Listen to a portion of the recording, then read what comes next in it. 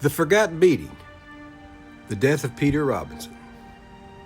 I want to tell you about a case that never left me, a case that forced me to dust off a tool of justice that Pulaski County hadn't used in nearly 100 years, the coroner's jury.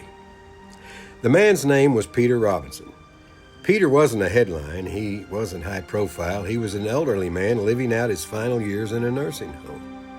That nursing home was supposed to be a place of care, but it became the place where his road to death began. He was beaten to death by another resident. Now here's the part that shook me. The man who killed Peter wasn't just any resident. He was a state-placed mental health patient, a man with a violent history, and someone somewhere decided that putting him in a nursing home with vulnerable elders was okay. That decision cost Peter his life.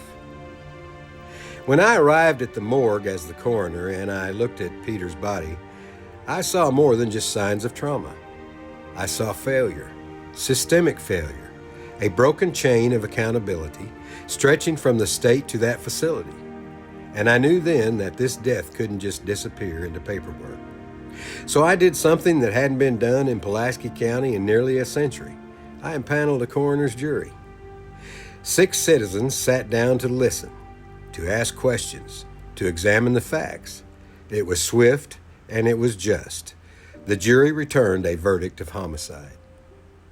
But this was never about a legal label. It was about truth, about giving Peter Robinson a voice, about shining a light on the cracks in our system, and about reminding the state that no one gets to quietly move on after a death like Peter's. No, Peter didn't get justice in life, but he got a verdict, and he got heard.